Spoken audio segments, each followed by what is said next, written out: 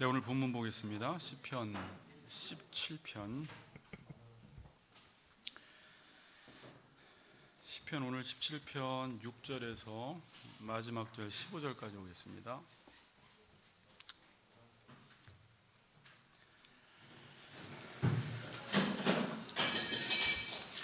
자, 6절에서 15절 우리 한 절씩 큰 소리로 고백하겠습니다. 하나님이여 내게 응답하시겠으므로 내가 불러싸우니 내게 귀를 기울여 내 말을 들으소서.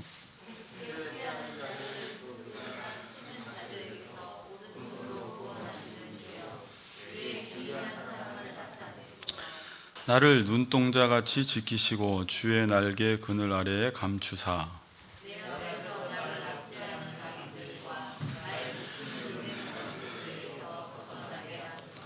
그들의 마음은 기름에 잠겼으며 그들의 입은 교만하게 말하나이다.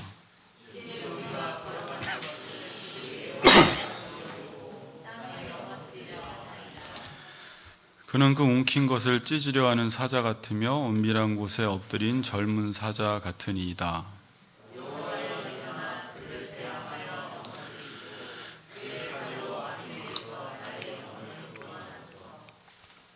여호와여 이 세상에 살아있는 동안 그들의 분깃을 받은 사람들에게서 주의 손으로 나를 구원하소서.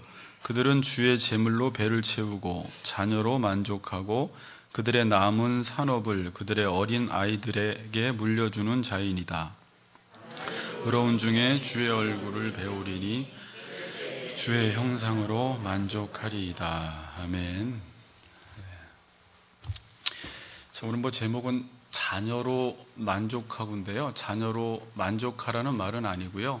다음 주에 시편 17편 15절을 살펴볼 때 깰 때의 주의 형상으로 만족해야 하는데 지금 악인들은 자녀로 만족하는 삶을 살아가는 거예요. 그래서 오늘 인사는 자녀로 만족합시다 라고 하면 안 되고 그냥 이렇게 인사합시다. 나누어주는 삶을 삽시다. 이렇게 인사합시다. 나누어주는 삶을 삽시다. 네.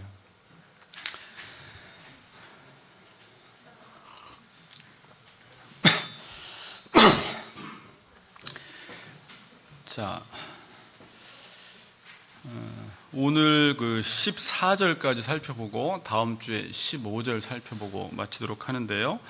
지금 시편 17편의 시는 다윗이 지금 하나님의 말씀을 따라 이 의를 따라 살았는데 원수들로부터 공격을 당합니다.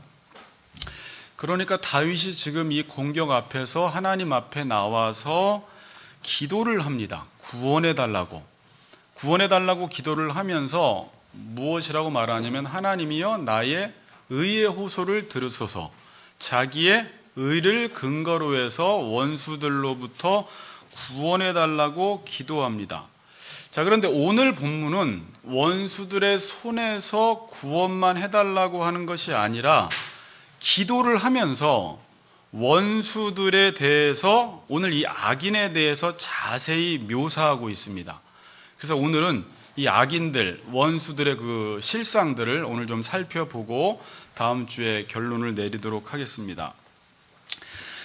자, 우리 6절을 한번 읽어보겠습니다. 6절 시작. 다시요, 시작. 하나님이여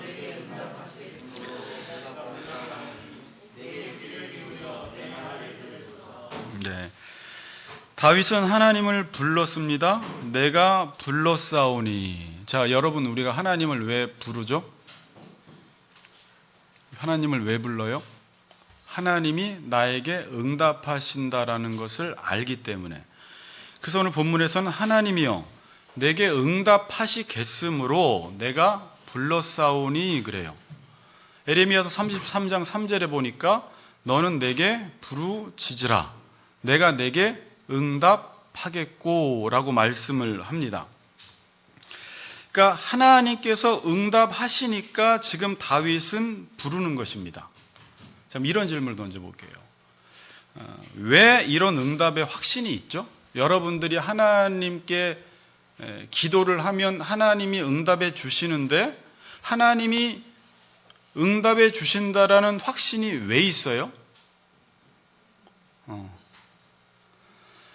에레미야 33장 3절에 보면 부르짖으라 응답하겠다라고 했는데 2절에 보면 이를 행하시는 여호와, 그것을 만드시며 그것을 성취하시는 여호와, 그 이름을 여호와라 일컫는 그가 우리에게 말씀하시기를 너는 내게 부르짖으라 그럼 내가 응답하겠고 내가 알지 못하는 크고 비밀한 일을 보여주신다 말씀하세요. 그러니까 우리가 기도하면 응답하시는데 응답하신다라는 확신을 어떻게 가질 수 있냐면 하나님은 지금도 이 일을 행하고 계시기 때문에, 우리에게 무엇인가 언약을 계속 이루고 있기 때문에, 요즘 계속 반복해서 말씀드리는 문장은 하나님이 하라는 대로 한다라고 할 때 뭔가 계속 우리에게 시키시기 때문에, 이 하나님이 우리에게 시키시고 일하시고 언약을 이루어 주신다라는 것을 아는 사람은 그 언약을 이루어 달라고 기도를 하고, 기도하면 반드시 하나님께서 지금 행하시는 그 일을 나의 삶 속에 성취해 준다라는 사실을 알기 때문에 다윗은 하나님이여 내게 응답하시겠으므로 내가 불렀습니다, 이렇게 말하는 거예요. 여러분, 기도라는 것은 언약적 기초 위에서 설명되어져야지 기독교의 기도를 이해할 수가 있어요. 자, 기도는요, 그냥 기도 자체에 힘이 있는 게 아닙니다. 여러분들이 기도하는 그 행위 때문에 하나님이 응답해 주는 게 아니에요.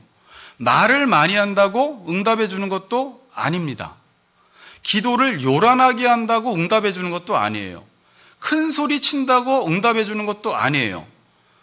우리 기독교 신앙의 기도는 언약적 기초 위에서 기도가 무엇인지 설명되어져야지 기도가 무엇인지 이해할 수가 있습니다. 그래서 기도가 무엇이냐라고 할 때는 이렇게 말해야 돼요. 언약을 이루는 방편이에요. 기도가 뭐라고요? 언약을 이루는 방편. 사람들은, 이방 신들을 섬기는 사람들은 내 기도의 어떤 행위에 정성이 들어가야 되고 지극정성을 보여야 되고 많은 것들을 바쳐야 되고 말을 많이 해야지 그 신이 들어줄 줄 알지만, 우리가 하나님께 하는 기도는 절대 그렇게 한다고 들어주지 않고, 우리가 한마디를 해도 이를 행하시는 여호와, 그것을 성취하시는 여호와, 지금도 이 민족 가운데, 우리 교회 가운데, 여러분 개인 가운데 하나님의 계획과 언약을 지금도 이루고 계시잖아요. 일하시는 여호와시잖아요. 그 일하신다라는 것을 믿고 기도하면 그 일이 우리 가운데 성취되기 때문에 다윗은 하나님을 불렀을 때 나에게 응답하신다라는 확신이 있었던 거예요.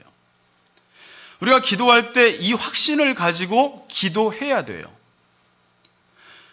믿음이 없이는 하나님을 기쁘시게 하지 못한다고 했어요. 몇 장에? 히브리서 11장 6절에. 하나님은 기도 자체를 기뻐하지 않으세요. 믿음의 기도를 기뻐하시는 거예요. 하나님은 행위 자체를 기뻐하지 않으세요. 믿음의 행위를 기뻐하세요.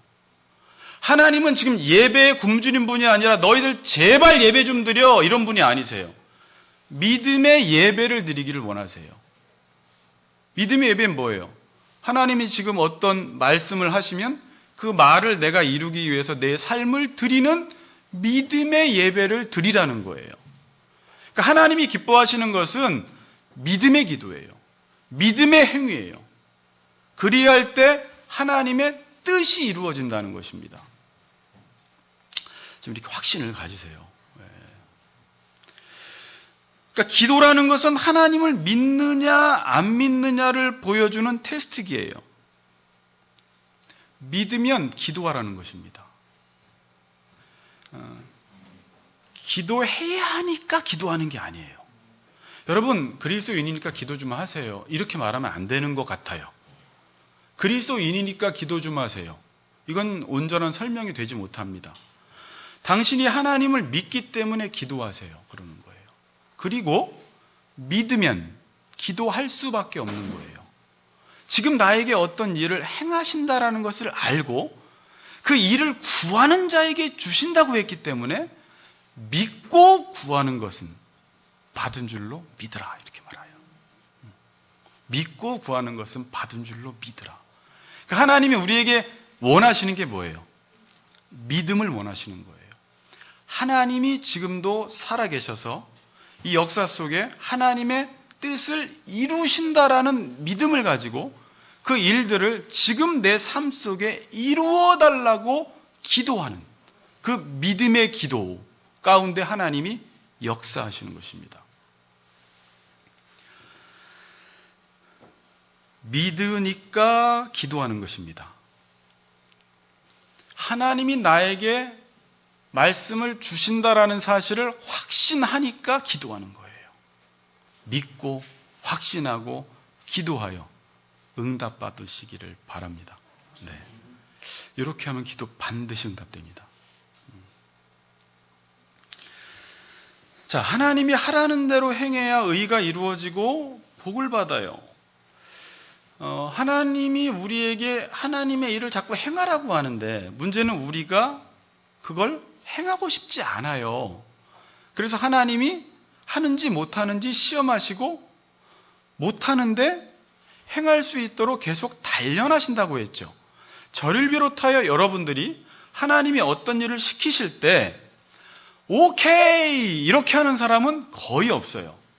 오케이라고 해서 그 일을 해도 분명히 다른 동기 때문에 그 일을 행하지 순수하게 하나님의 뜻을 아주 자원하는 심령으로 하는 사람은 거의 없습니다.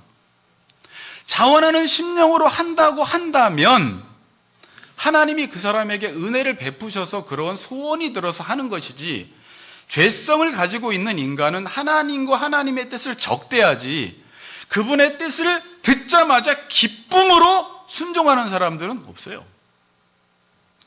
자, 그러면 하나님이 지금 여러분들을 시험하시고 단련하셔서 A라는 수준에 이르도록 하시는데 여러분들이 지금 그런 과정 속에 있을 것입니다. 근데 어쩔 때는 내가 기분 좋고 좀 컨디션이 좋고 요즘 말씀도 잘 들리고 이럴 때는 그냥 하고 싶어져요. 아멘! 모든 게 하나님이 하셨습니다. 하지만 어느 날은 그냥 이게 귀찮게 느껴져요. 또 순간 내 삶 속이 엉망이면 그냥 하나님 살아계신 것 같지 않고 내가 뭘 하나님이 나에게 하라고 하는 거대. 나 그냥 내가 하고 싶은 거 할 거야. 내 맘대로 살 거야 라고 또 옛날 모습으로 확 돌아가요. 그러니까 우리의 모습을 보면 뭘 해야 되는지는 알겠는데 뭐 시험 받고 연단 받고 단련되어서 불순물이 빠져서 정금같이 되면 하나님을 닮아간다라는 건 알고 있는데 가다 보면 어쩔 땐 그 훈련을 그냥 쉬고 싶고 하고 싶지 않고 잠이나 자고 싶고 또 옛날처럼 내 마음대로 살고 싶단 말이에요. 아닌가요? 그렇죠. 그럴 때 뭐 해야 돼요? 뭐 오늘 기도 얘기하니까 정답은 기도라고 말해야 되겠죠. 제가 지금 어떻게 풀어나가는지 잘 들어보세요. 그럼 기도는 뭐예요? 하나님이 왜 말씀과 기도 외에는 거룩하여지지 않는다 그러죠? 말씀과 기도 외에는 하나님의 뜻대로 살아서 거룩해져야 되는데 말씀과 기도밖에 하나님의 뜻대로 사는 방법이 없다는 거예요. 우리 서원 형제가 참 말씀대로 살고 싶지만 안 되는 우리의 모습을 보면서 참 회개 기도를 했는데, 그럼 기도라는 건 뭐냐? 자, 먼저는 아까 믿음이 필요했죠. 하나님의 뜻을 따라 살아가려면. 하나님이 지금 뭔가 일을 하시니까 내가 그것을 믿고 행하는 자가 복이 있다 그러죠. 그럼 이 안에 지금 기도가 들어가 있어요. 근데 그걸 믿고 행하려다 보니까 가끔은 내가 이게 포기하고 싶고 하기 싫은 적이 있어요. 왜? 하나님의 원과 내 원이 충돌돼 버려요. 그래서 기분 좋을 땐 하나님의 원을 따르다가도 조금 뒤틀리면 그냥 내 원대로 살고 싶은 거예요. 그럼 기도는 뭐냐면 하나님 앞에 기도하는 가운데 소원을 바꾸는 작업이 기도 안에서 일어나요. 뭐가 바뀌어요? 소원이 바뀌어요. 그냥 내가 눈 뜨고, 여러분들 오늘 모든 사람들이 하나님의 말씀을 듣고 아멘 그랬지만 실제 우리의 삶 속에서는 그걸 그렇게 행한다라는 게 처음에 하루 이틀은 하지만 3일만 지나면 약발이 떨어져서 안 돼요. 그러니까 사람들이 신앙생활 하다가 안 된다는 거예요. 안 된다는 거예요. 계속. 그럼 그때 주님이 방편을 주셨잖아요. 말씀을 이룰 수 있도록 기도하라는 거잖아요. 뭐 기도해 보신 분은 알겠지만, 기도가 별거 아닌 것 같지만 눈 감고 기도하다 보면 내 원이 있었는데 이상하게 그 기도 가운데 성령이 역사하셔서 내 소원을 점점 바꿔. 기도가 딱 끝나면 그걸 하고 싶어져요. 내 눈으로 봤을 땐 꼴보기 싫어. 욕하고 싶어? 용서하고 싶지 않아. 근데 그냥 그 사람의 이름을 부르면서 하나님 아버지, 우리 조윤영 막 이름을 부르다가 보면 불쌍히 여겨지는, 그냥 그 사람이 이렇게 불쌍히 여겨지는 아버지의 마음을 우리 마음속에 부어주셔서 하나님의 눈과 마음을 가지고 그 사람을 보게 만들어줘요. 기도하기 전까지만 해도 그냥 싫었어. 욕하고 싶어. 때리고 싶어. 근데 기도하고 나니까 원이 바뀌어요. 주님이 그래서 그 기도의 모델로 겟세마네 동산에서 십자가 지시기 전에 아버지여 내 원대로 마옵시고 아버지의 원대로 되기를 원하나이다. 기도하다 보니까 이게 제가 자기 부인의 기도라고 제가 말씀드렸는데 내 자아를 여기서 기도하는 가운데 죽이는 거예요. 청교도인들은 좀 무서운 표현을 썼어요. 칼로 자살하는 작업이에요. 나를 거기서 내 자아를 십자가의 정과 욕심을 못 박는 작업이 기도예요. 그리고 다시 눈을 뜨고 일어날 땐 아버지의 마음과 아버지의 원을 가지고 나아가게 되는 것입니다. 그런 일들이 여러분 삶 속에 일어나요. 기도하지 않을 때는 내가 하고 싶은 것을 하고 싶은데 기도하고 나면 하나님이 하라는 걸 하고 싶어져요. 기도하지 않으면 머리로만 알고 몸이 안 따라요. 그게 이제 특징이에요. 그래서 기도하지 않으면 하나님의 뜻을 이룰 힘이 없습니다. 여러분, 우리가 주님이 땅끝까지 이르러 선교하라고 하는데 참 선교는 우리와 거리가 먼 거예요. 내가 옆에 있는 와이프 하나 자식 하나 사랑 잘 못하는데 사람들이 항상 그러잖아요. 무슨 선교를 합니까?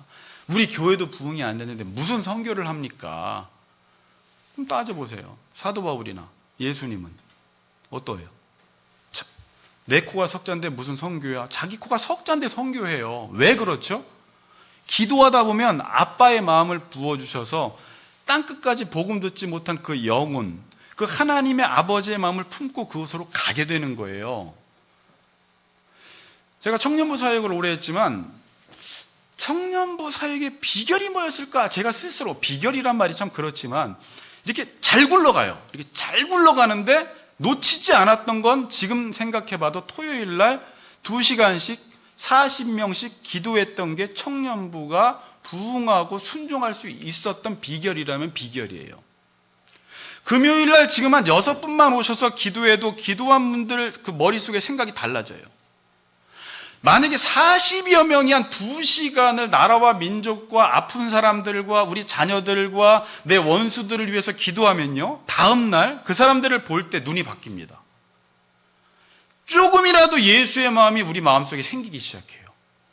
강력한 성령의 역사예요. 그건 내가 하는 게 아니에요. 아버지가 그런 원을 부어주시는 거예요. 그래서 기도해야 되는 거예요.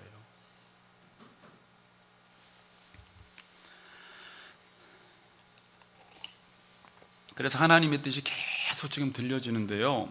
어떤 사람은 기도해서 그 뜻을 소화하는 사람이었고 어떤 사람은 기도 못해서 계속 부담으로만 남는 사람이 있습니다. 이거를 꿀떡꿀떡 소화하기 위해서는 그걸 가지고 집에 가서 뭐 하세요? 기도하시면 되는 거예요. 그럼 그게 소화가 되기 시작해요. 그리고 나를 통해서 나는 그냥 걸어다니고 움직이고 말한 것밖에 없는데 하나님의 뜻이 하나하나 우리 가정 속에 이루어지는 것들을 경험하게 되는 것입니다. 하나님이 하라는 것을 믿고 기도하는 거예요. 믿고 행하는 것입니다. 그러면 하나님의 뜻이 이루어집니다. 그런데 거꾸로 기도하고 행하다 보면 믿어져요. 이 두 가지가 같이 가요. 믿고 기도하고 믿고 행하고, 안 믿어지는데 기도하고 행하다 보면 믿음이 생기게 돼요. 그렇게 해서 하나님의 뜻이 이루어지는 것입니다. 자, 8절 9절을 봅니다. 8절 9절 같이 읽습니다. 시작.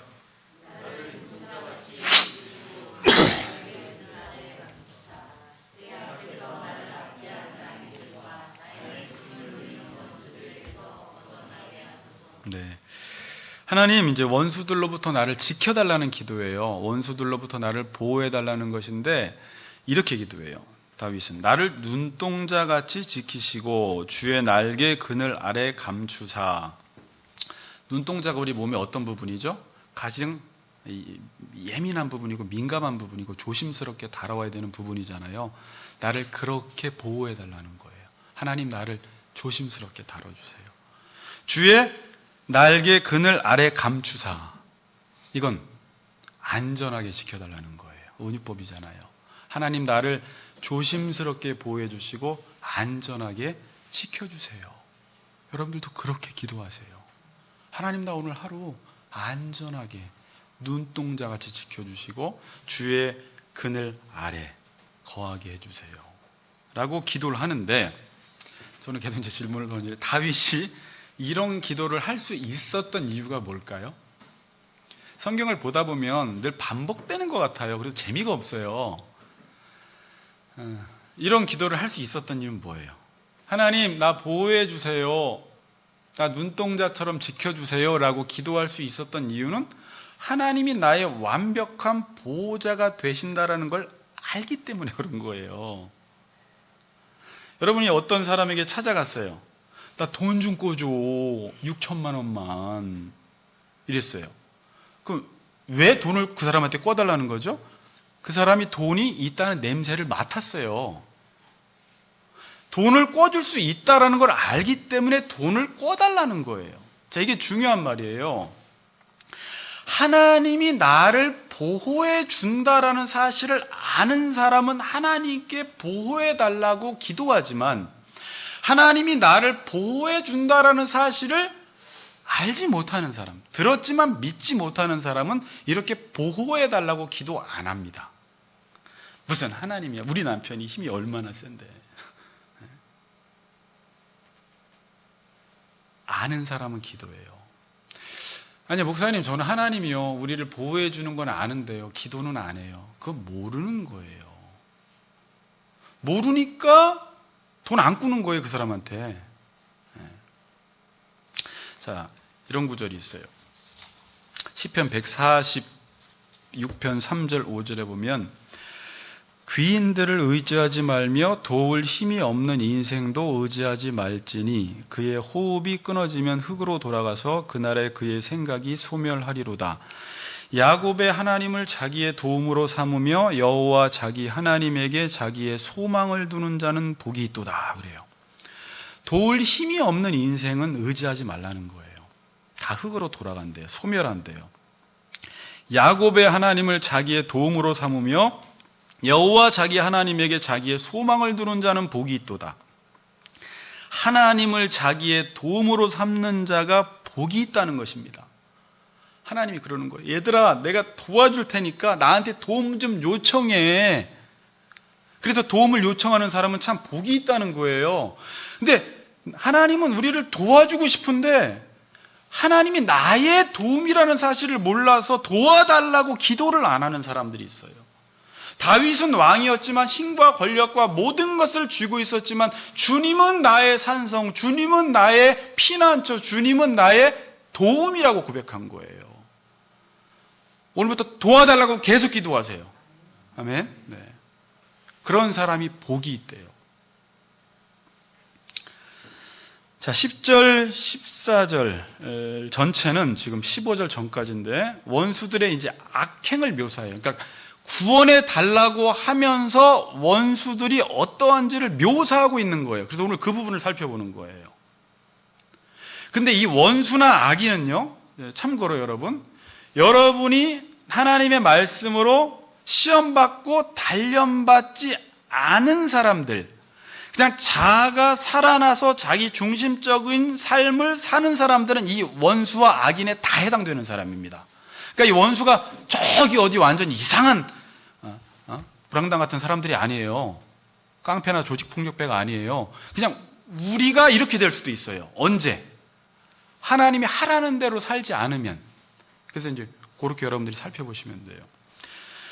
자, 한번 읽어봅시다. 10절 우리 읽어봅니다. 10절 11절 읽어보겠습니다. 10절 11절 시작.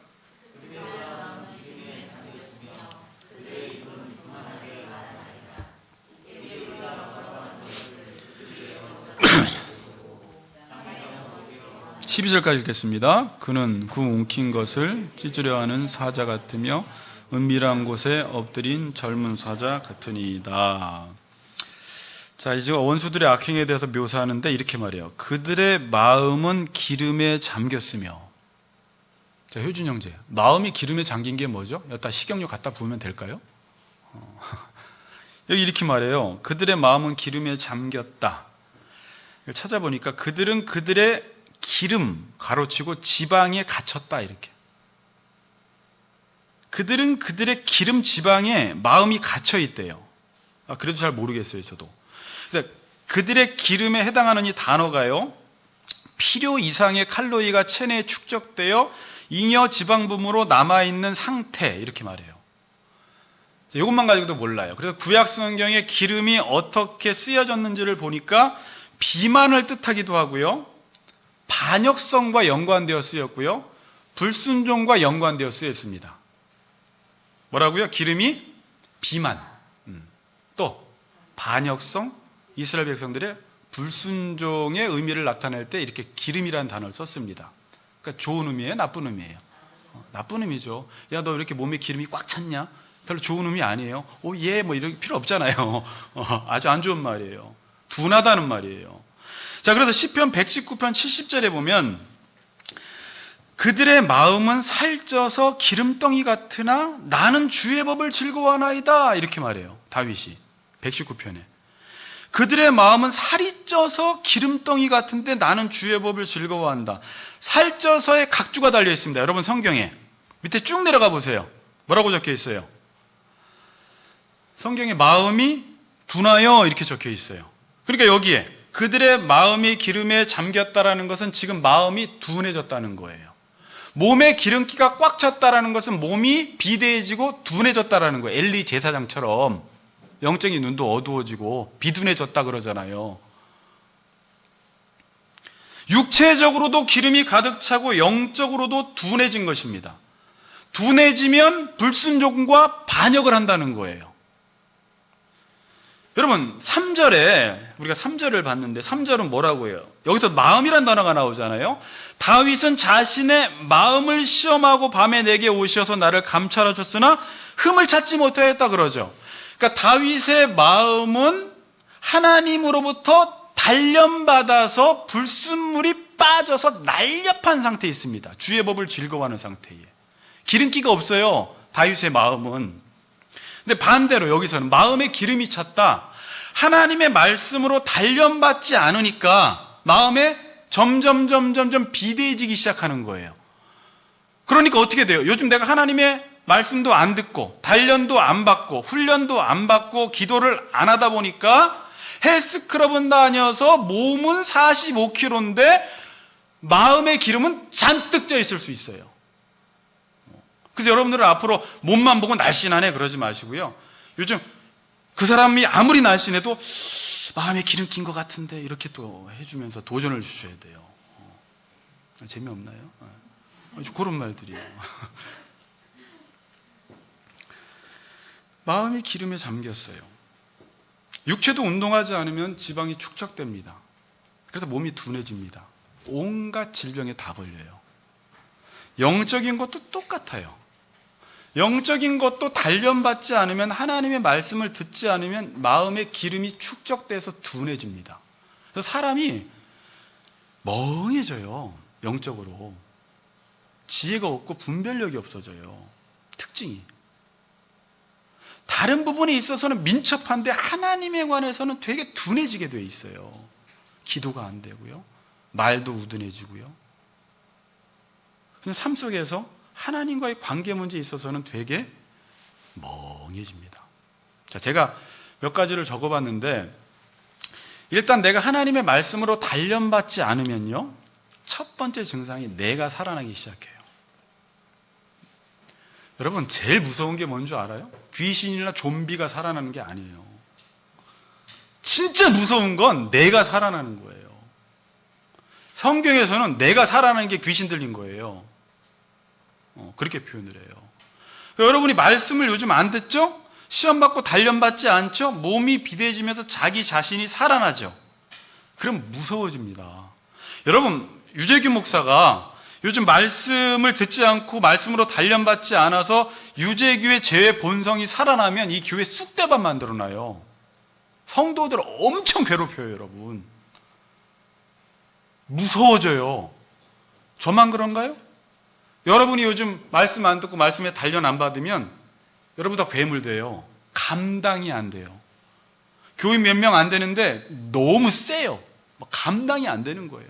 성령 충만하면 부들부들해지는데 성령 충만하지 않고 말씀 충만하지 않으면 그 사람이 겉으로는 30kg에다가 30kg 넘어 그런가? 여리여리해 보이는데도 무서운 저 안에 힘이 있어요. 강력한 죄성과 힘이 있어서 감당하기가 힘들어요. 모든 쇠사슬을 다 끊어버려요.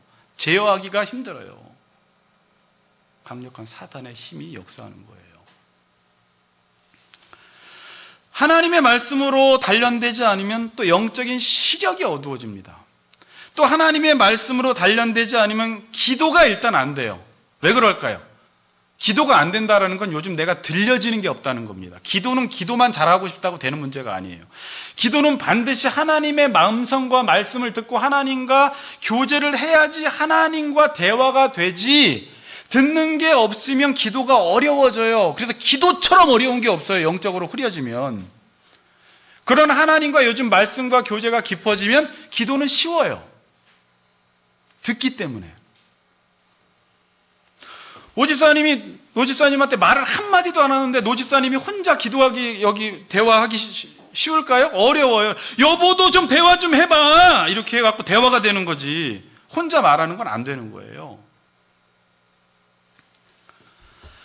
듣지 못하면 세상에 취하게 되어서 에베소 5장 18절처럼 술 취한 삶을 살아갑니다. 세상의 지배를 받아버려요. 방탕해요. 낭비합니다. 시간을 다 낭비해버려요. 쓸데없는 일에, 하나님의 뜻을 이루는 일에 시간을 들이지 않고 자기의 정욕과 자기가 원하는 그 일을 하기 위해서 시간을 다 써버려요. 그게 특징이에요. 또 하나님의 말씀을 듣지 않으면 하나님이 내 인생의 중심에 안 계시고 내가 내 인생의 중심에 들어가서 교만해져요. 하나님이고 뭐고 없어요. 이런 증상들이 나타나기 시작하는 거예요. 제가 적어놓았는데 빨리 해볼게요. 여러분 한번 체크해 보세요.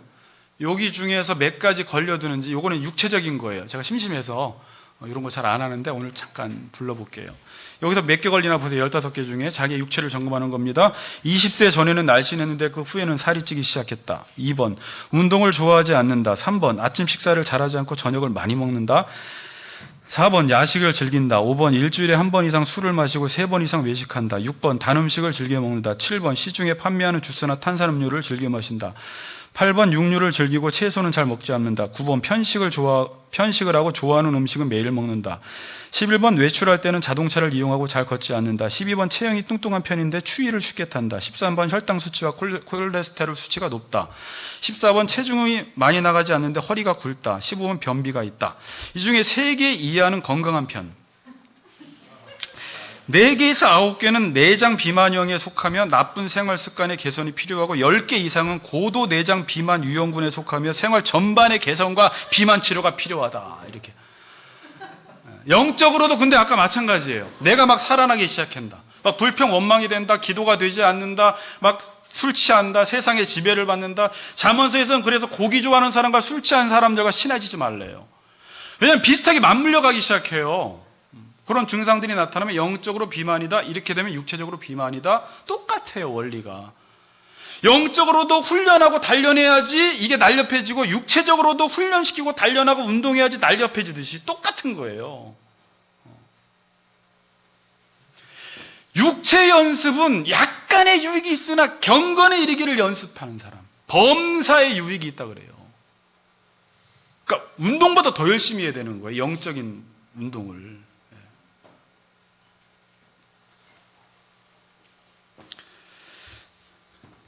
자, 11절 12절 봅니다. 11절 12절 같이 읽습니다. 시작.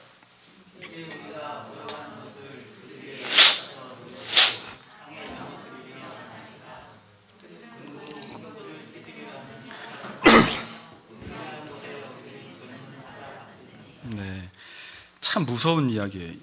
우리가 걸어가는 것을 그들이, 악인들이 애워싸고 노려보고 땅에 넘어뜨리려 하나이다. 그 움킨 것을 찢으려 하는 사자 같으며 은밀한 곳에 엎드린 젊은 사자 같으니이다. 다윗이 걸어갈 때, 의인들이 걸어갈 때, 그때 다윗이 이런 고백했잖아요. 내가 실족하지 아니하고 주의 입술의 말씀을 따라 주의 길을 굳게 지켰다 그러잖아요. 여러분들이 지금 주님의 말씀을 따라 그 길을 걸어가려고 할 때 악인들이 애워싸고 주목해서 넘어뜨리려고 합니다. 그런 사람들이 항상 옆에 있다는 거예요. 여러분들이 그냥 악인의 길을 걸어갈 때는 그런 사람들이 없었는데, 여러분들이 이제 마음 먹고 의의 삶을 살고 정의와 공의를 베풀고 사람들을 사랑하는 삶을 살고 말씀대로 살려고 할 때 이상하게 옆에서 어떤 사람들이 가만히 애워싸서 주목해서 넘어뜨리려고 해요. 여기서 주목하다라는 말이요, 그들이 눈을 고정시키고 있다라는 말이에요. 누군가가 나를 쳐다보고 있어요, 악인들이. 왜? 넘어뜨리기 위해서. 여러분, 여기서 악인 원수는 누굴까요? 진짜 원수도 있지만, 여러분, 의인들을 고의적으로 넘어뜨리는 악인들이 있습니다. 근데 자기도 모르게 의인을 넘어뜨리는 경우도 있어요. 나는 넘어뜨린다는 생각을 안 했는데 넘어뜨리는 경우가 있어요. 예수님이 사복음서에서 원수가 자기 집안 식구다라는 말 아시죠? 왜 그럴까요? 같이 사는데 가는 길이 달라버리면 원수가 됩니다. 그냥 이 믿지 않는 사람은, 믿어도 세속적인 사람은 그냥 어떤 일을 결정할 때 그게 자녀를 위한 것 같고 우리 집을 위한 것 같아서 결정했는데 하나님의 말씀에 반하는 것들이 많아요. 우리는 먼저 하나님의 나라와 의를 구해야 돼요. 교회를 먼저 생각하고 공동체를 먼저 생각하고 이웃을 먼저 생각해서 결정을 해야 되는데, 가정 위한답시고 자녀 위한답시고 자녀를 위해서 무엇인가를 결정했는데 그게 저 사람을 넘어뜨리는 일이, 실족시키는 거예요. 나도 모르게 내가 가치관이 바뀌지 않으니까 아내에게, 남편에게, 자녀에게, 성도에게 제시하는 것들이 악인들이 제시하는 것들을 제시하고 있는 거예요. 그래서 그 사람들을 넘어뜨려 버리는 거예요. 고의적으로 넘어뜨리는 사람이 있고, 내가 가는 길이 다르다 보니까 옆에 있는 잘 믿는 아내나 남편이나 자녀들을 넘어뜨리는 경우가 있어요. 그래서 누군가 똑바로 살면요, 직장에서나 주목해 봅니다. 그래서 괜히 시비 걸어요. 괜히 꼬투리 잡아요. 그래서 다리를 걸어서 넘어뜨려 버리는 거예요. 부부끼리도요, 생각이 맞지 않으면, 가는 길이 다르면, 한 사람은 세상 나라 구하기를 원하고 한 사람은 하나님 나라 구하기를 원하면 내 옆에 원수가 있는 거예요. 무서운 원수예요. 같이 산다고 같이 사는 게 아니죠. 길이 다르면 원수가 됩니다. 같이 걷는 교회도 같이 걷고 싶다고 되는 문제가 아니에요. 여러분들이 저랑 다 같이 하나님의 뜻을 위해서 헌신해야지, 그 중에 한 사람이 자기의 유익만을 더 챙기려고 하는 사람이 있다면 그 사람이 교회 안에서 원수 노릇하고 있는 거예요. 계속 사람들 발 걸고 넘어뜨리는 거예요. 팍팍팍 넘어뜨려요. 말 한마디 하는 게. 잘 생각하셔야 돼요. 그래서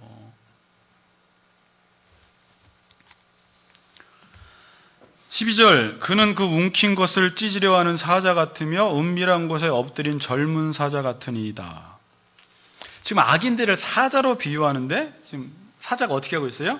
여기 보니까 움킨 것을 찢으려 하는 사자 같으며 은밀한 곳에 엎드린 젊은 사자 같으니이다. 이걸 그림으로 그리면 어떤 그림일까요? 사자가 뒤에 쫙 웅크리고 있다가, 숨어 있다가 먹잇감이 지나가는데 사정거리 안에 들어오면 잽싸게 튀어나가서 먹이를 딱 잡아서 잡자마자 찢어버리는 그 장면을 이렇게 지금 표현한 거예요. 근데 악인들이 마치 이렇다라는 것입니다. 그러니까 악인들은요, 아까 말대로 뭐 조직폭력배 깡패가 아니에요. 목회를 해도요, 이렇게 할 수 있어요. 여러분들이 세상에서 그냥 일반 직업을 가지고 살아도 이렇게 할 수 있어요. 지금 저나 여러분이 이렇게 살 수가 있어요. 누군가가 그러니까 다윗을 지금 이렇게 했다는 건 악인들이 다윗을 이렇게 다윗이 아니라 악인들을 사자로 비유해서 먹고 갈기갈기 찢었다라는 것은 다윗을 지금 먹잇감으로 알고 있다라는 말이에요. 여러분, 제가 이걸 묵상하다가 나도 이런 적이 많이 있었구나. 어떤 사람을 보면 그 사람을 사랑하기보다 냄새를 맡고 내가 먹을 게 있으면 교묘하고 잔인한 방법으로 내가 먹을 먹잇감을 낚아채버리는 게 있어요.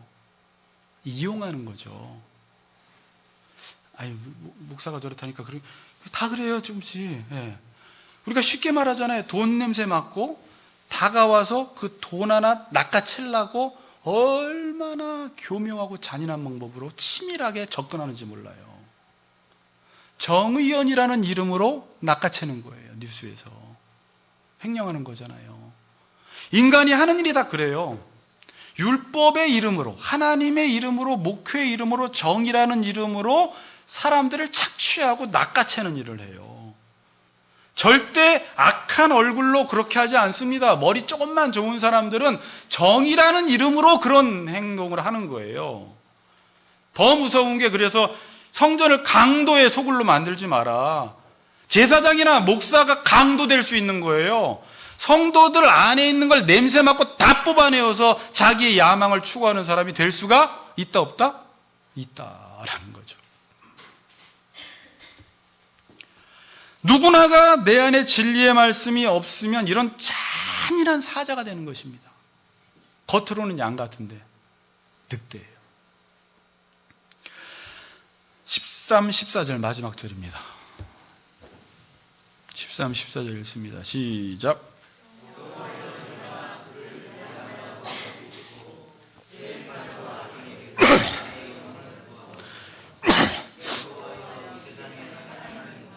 그들의 분깃을 받은 사람들에게서 주의 손으로 나를 구원하소서. 그들은 주의 제물로 배를 채우고 자녀로 만족하고 그들의 남은 산업을 그들의 어린 아이들에게 물려주는 자니이다. 네.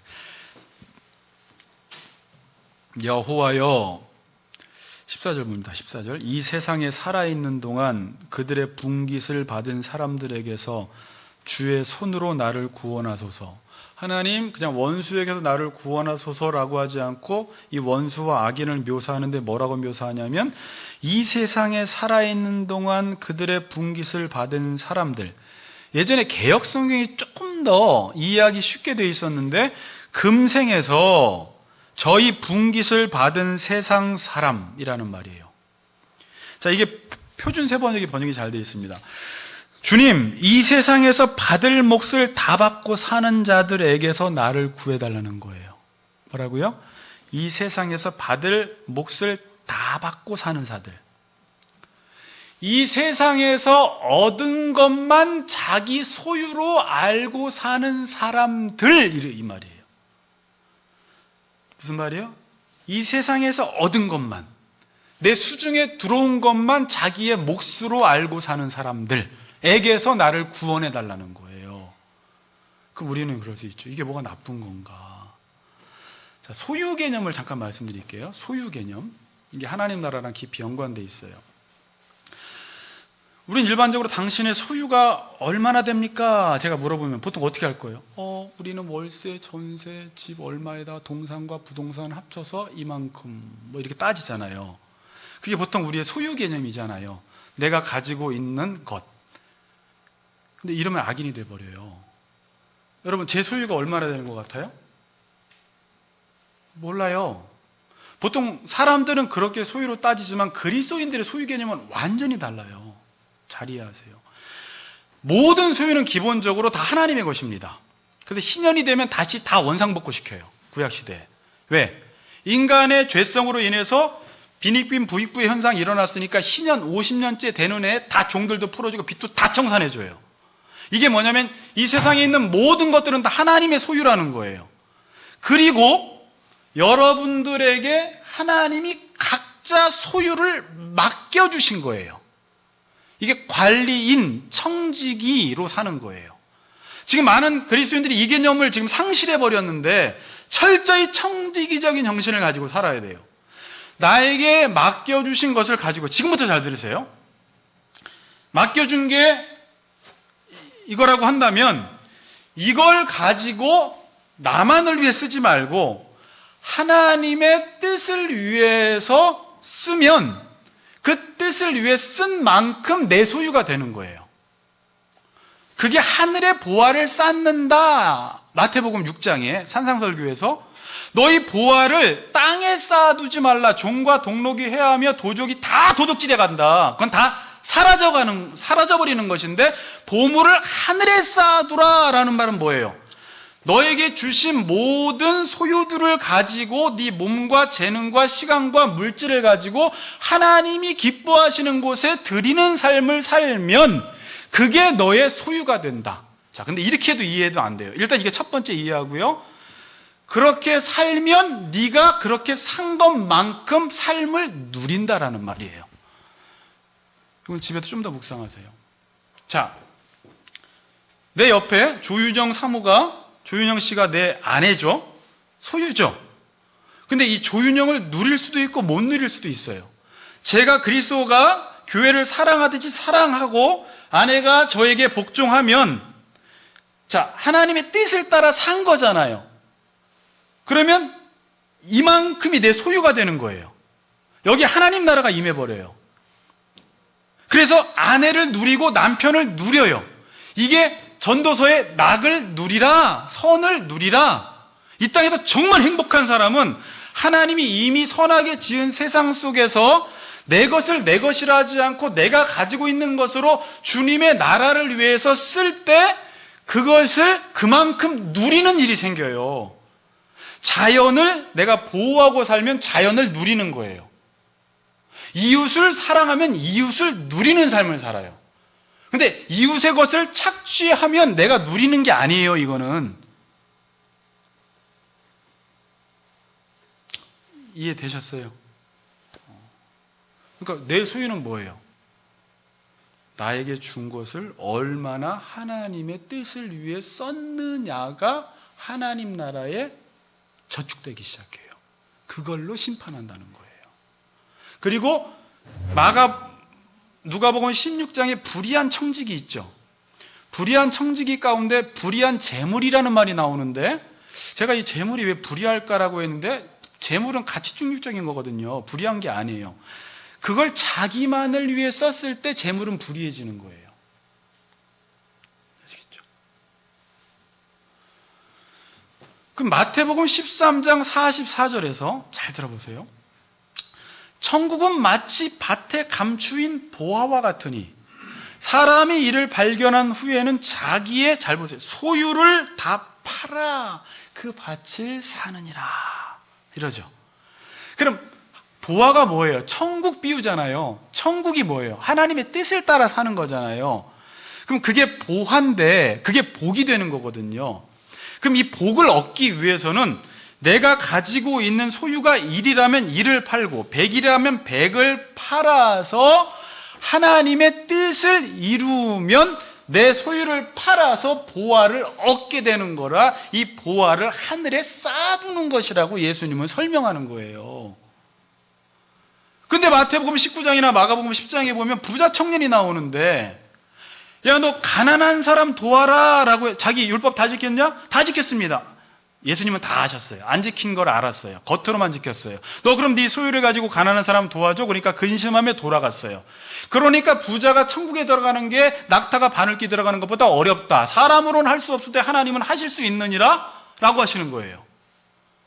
그러니까 자기가 가지고 있는 소유가 많다 보니까 부자가 천국 못 가는 건 아닌데, 맡겨진 것 가지고 하나님 나라를 위해 써야 되는데 하나님 나라보다 내가 가지고 있는 소유가 더 가치 있게 보이니까 못 파는 거예요. 그러려면 가난해서 파는 게 더 나아요. 그러니까 부자가 된다라는 건 책임감이 있다라는 거예요.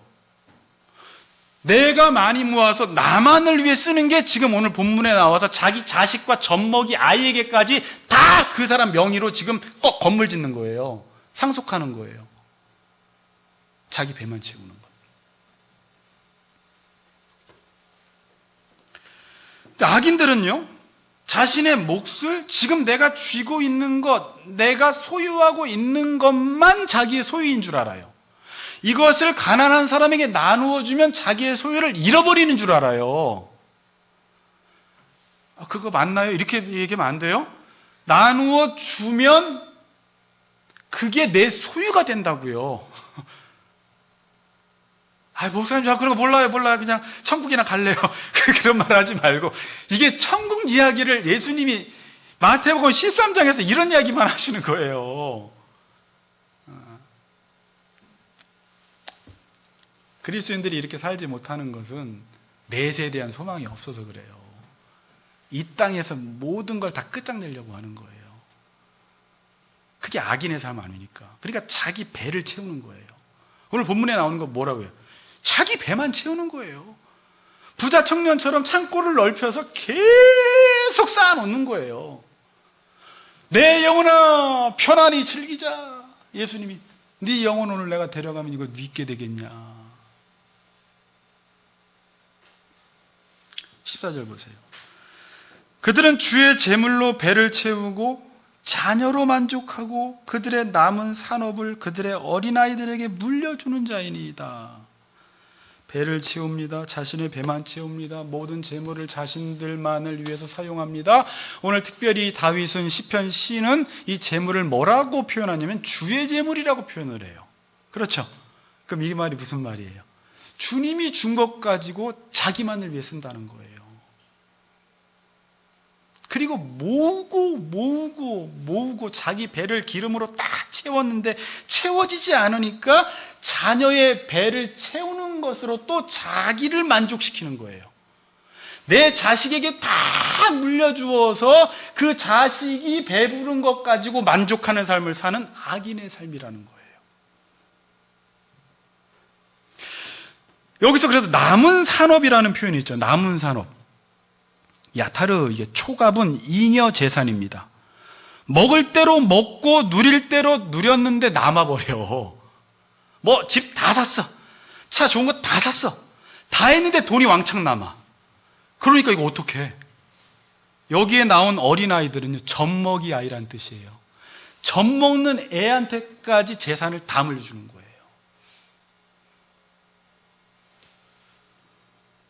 주님은 우리에게 물질이나 재능, 여러분들에게 시간, 몸을 왜 주신 거죠? 하나님 나라를 위해 잘 쓰라고.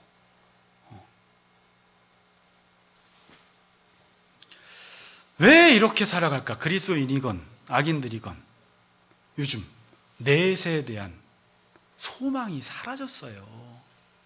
그러니까 이 세상 안에서 모든 결과를 보려고 하면 이런 현상들이 나타납니다. 자꾸 욕심을 갖게 되죠.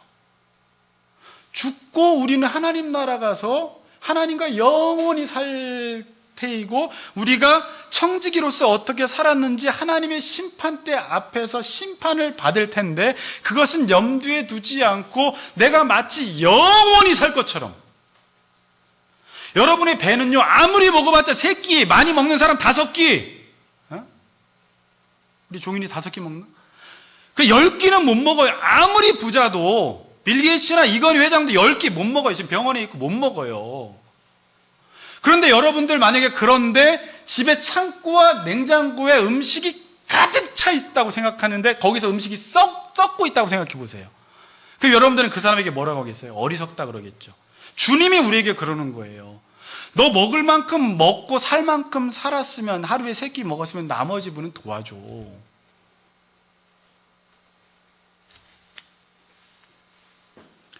여러분, 혹시 우리가 예수 믿으면서 이 14절의 삶을 꿈꿔서는 안 됩니다. 이건 악인들의 삶이고 악인들의 삶에서 구원해 달라는 것입니다.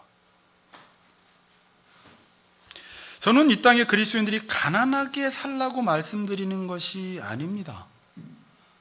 부자로 사세요. 가난하게 살건 부자로 살건 그건 상관이 없어요. 가난하게 사는 사람은 가난하게 사는 대로 하나님의 나라를 위해 살고, 부자로 사는 사람은 부자대로 하나님 나라를 위해 살면 되는데, 자, 진짜 부자가 누굴까요? 이제 요거하고 마실게요. 진짜 부자. 이걸 성경에서는 하나님께 대하여 부요한 자 이렇게 표현을 해요. 진짜 부자는 누구냐면요, 하나님이 하라는 대로 하는 사람이에요. 왜 그럴까요?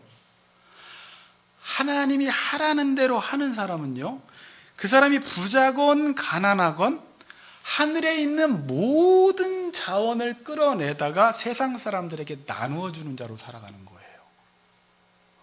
그래서 누가복음에 때를 따라 창고에서 양식을 나누어 주는 자가 복이 있다 그러죠.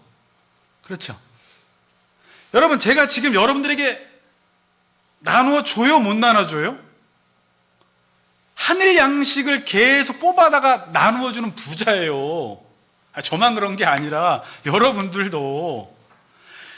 나누어 주는 건 돈만 나누어 주는 게 나누어 주는 게 아니에요. 하나님이 하라는 대로 하면요, 하나님을 나누어 주는 자가 돼요.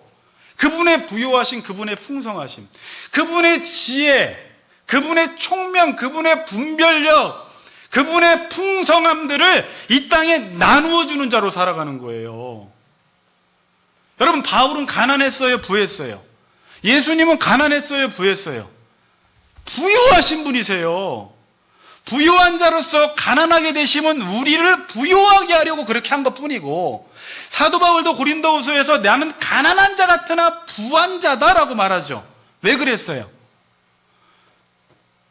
예수님은 머리 둘 곳조차 없었고, 사도 바울도 정말 많은 고난을 당해서 우리가 보기엔 가난한 자인데 하늘 자원과 하늘 양식을 온 세상 사람들에게 다 누워주고 한 생애를 살고 간 사람이에요.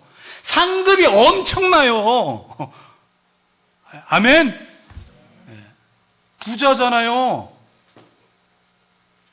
청지기로 살면 부자 됩니다. 근데 청지기로 살지 않으면 가난해져요. 제가 금요일날 이야기했지만 나중에 설교할게요. 나사로와 부자 얘기가 그 뜻이에요. 부자는 자기 의로 산 바리새인들, 나사로는 하나님 없으면 못 살겠습니다, 전적으로 하나님의 의만 의지한 사람들, 나사로에게 고난당한다라고 뒤에 써 있어요. 그 고난이 그 고난이에요. 그러니까 너는 이 세상에서 좋은 것을 받았지만 나사로는 이 땅에서 고난을 받았기 때문에 저 위에서 좋은 것 받는다. 자, 여러분, 지금 다윗은 이제 결론을 낼게요. 지금 하나님의 뜻을 따라 살다가 고난을 당했습니다. 원수들로부터. 그리고 이 원수들로부터 구원해 달라고 지금 이야기를 하는 거예요. 자, 여러분, 그러면 이렇게 생각하시는 분들 계세요. 예수를 믿으면, 여러분 집에 가서 이번 주에는 베드로전후서를 읽어보세요. 그럼 고난에 대해서 베드로전후서처럼 잘 이해하기 쉽게 표현된 곳이 없어요. 고난이 무엇인지. 그런데 여러분들이 이 땅에서 예수를 믿고 살아가면 고난을 당해요. 그러니까 우리는 이렇게 생각해요. 내가 앞으로 장차 갈 천국을 위해서 이 땅에서 뭔가 희생하고 손해보는 삶을 살아야 되는 게 그리스도인의 삶이구나라고 이해하는 분들이 계시는데 그렇지 않습니다. 잘 들어보세요. 하나님의 말씀을 따라 사는 자체가 천국이 임한 거예요. 아멘? 그러니까 하나님 나라의 현재성과 미래성이라는 게 있죠. 여기서 하나님의 말씀을 따라 살면 여기서 천국이 임하는 거고, 미래에는 하나님의 통치를 받고 살아가니까 완벽한 천국이 임하는 거예요. 그런데 이 땅에서 하나님의 말씀을 따라 살면 왜 힘드냐? 힘들다고 해서 이게 손해나 희생이라고 생각하지 말라는 거예요. 이유를 말씀드리고 마칠게요. 내가 살아가는 이 땅이 불의하기 때문에 의를 따라 살아가면 불의로부터 공격을 당하고 고난을 당하기 때문에 그렇게 하나님의 뜻을 따라 살아갈 때 고난으로 내 삶이 이렇게 감지가 되는 거예요. 그렇죠? 그리고 내가 하나님의 말씀을 따라 살아가면 내 안에 죄성이 있다고 했잖아요. 아직까지. 그래서 시험받고 연단받는 과정 속에 있기 때문에 운동 안 하던 사람이 운동을 하면 워낙 약했었고 근육이 없으니까 운동 계속 한 사람은 고난으로 감지가 안 되는데 운동을 안 하다 운동을 하는 사람은 운동이 엄청난 고난으로 감지가 딱 돼버리죠. 너무 힘들죠. 왜? 내 안에 죄성이 있기 때문에. 또 이 세상이 불의하기 때문에 하나님의 뜻을 따라 살면 선을 행하다가 고난을 당하는 거예요. 근데 베드로후서에서는 이게 하나님의 뜻이다 그래 버립니다. 너희가 불시험을 당할 때 베드로가 이상한 일 당하는 것 같이 여기지 말아라 이렇게 말을 해요. 베드로후서에. 당연한 거다. 그래서 여러분들이 말씀을 따라 살아가다가 핍박을 받으면 하늘의 상급이 크고 기뻐하고 기뻐하라는 거예요. 그래서 예수 믿고 사는 사람들의 특징은 고난과 핍박을 당하는데 하나님 나라를 맛보니까 웃어버려요. 그러니까 사도행전에 보니까 사도들이 죽이고 감옥에 쳐넣고 매를 때리고 막 화형을 시키고 사자굴에 집어넣는데 죽을 때 웃으면서 죽으니까 히브리서에 보니까 세상이 감당치 못한다는 거예요. 스데반 돌로 맞으면서 하늘의 영광을 보면서 환하게 웃으면서 아버지여 저들의 죄를 사하소서 이러고 죽어요. 좁은 길을 걸으며 밤낮 기뻐하는 것 주의 영이 함께함이라. 좁은 길을 걸어가는데 내 마음은 천국이야. 사람들은 나를 핍박하는데 내 마음은 이미 천국 가 있어. 하나님의 영광을 보는 거예요. 이게 그리스도인이에요.